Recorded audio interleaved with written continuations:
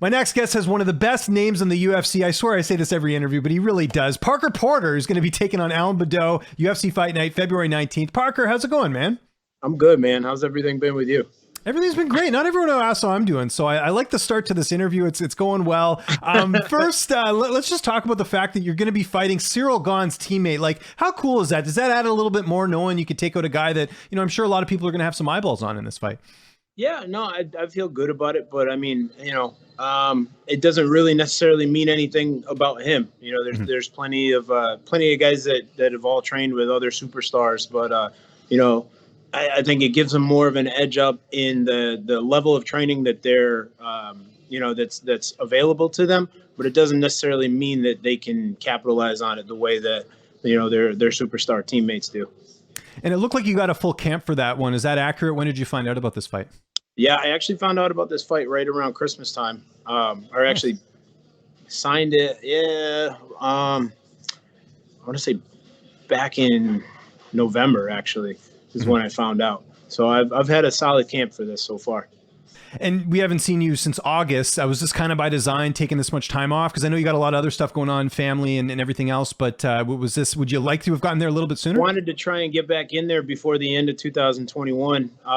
But everything was booked up, man. They had everybody, you know, jam packed full on the schedules, and nothing was really falling apart, which is obviously good. You know, that means the shows weren't you know, crumbling around people, and nobody had to like step in and save the day, so to speak. But it made it difficult to get me scheduled again. And, you know, then they were like, all right, well, we got this in February. And I was like, done. Let's do it.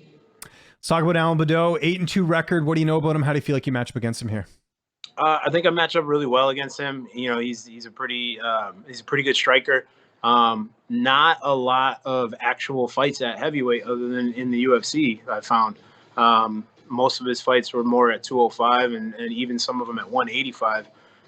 But you know, he looks good, man. I think if he comes as game as he usually does, I think we're going to have some fireworks in that cage, especially in that first round.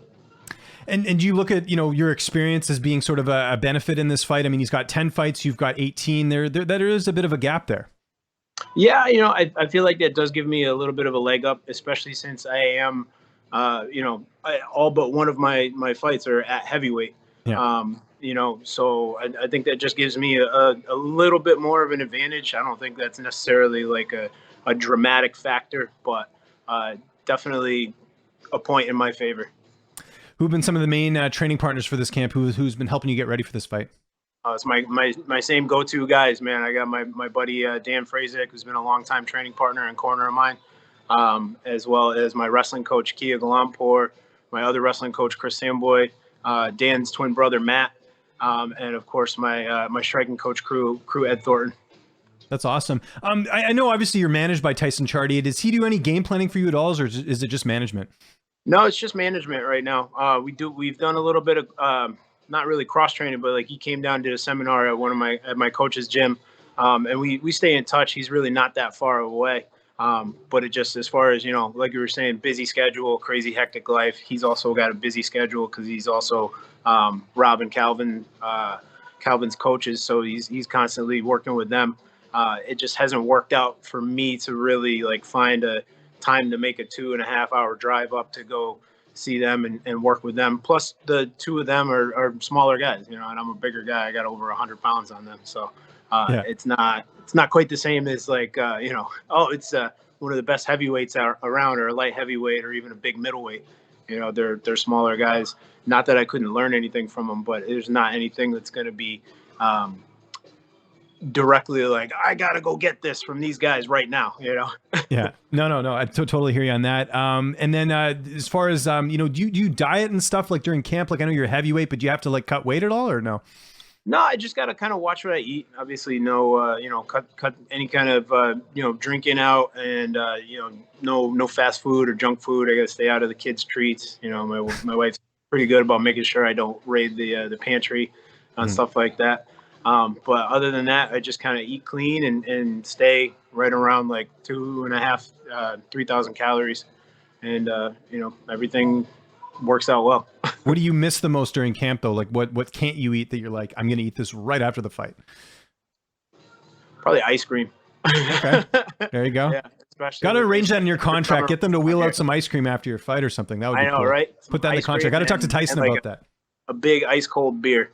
Yeah, there you go. That's the post fight meal of champions there. That's great. Obviously, you feel like you're going to win. Otherwise, why sign the contract? How do you envision the fight playing out on February 19th? I'm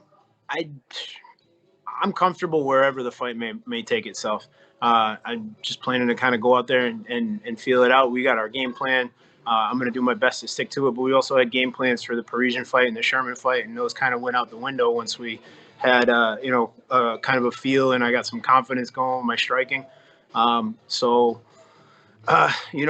only thing I can say I feel really, really confident about with this fight for certain is that it's not going to go the distance. I'm trying to remember this. How many more fights do you have left in your contract? Do you know?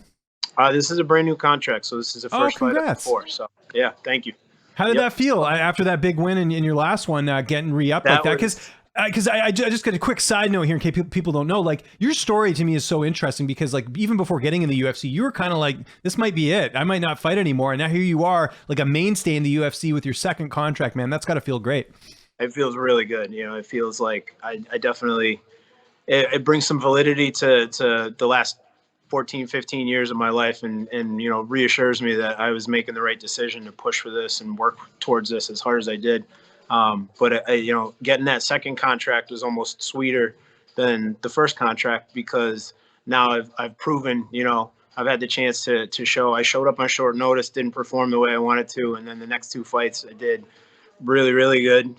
Walked away with a unanimous decision on both of those and broke a record in each one. So it just I feel validated, really, and I feel like I'm able to really just kind of dig my heels in, plant my feet, and be like, I'm not going anywhere anytime soon. And tell me you got that contract before Christmas, because you said you found out about the fight Christmas time. That must have been a nice feeling, like getting that right before Christmas. Oh, cool. Okay. It was absolutely. I was like, all right, sweet. Christmas came a little early this year. I'm real happy about this. We're gonna have a good time. Now, last time we spoke, correct me if I'm wrong, you were doing some renovations. How did those turn out? Because it's been a while. I imagine everything. How did everything go with that? We're still working on some of the stuff. As you can imagine, we're getting a new contract, 3 kids, the whole 9 yards.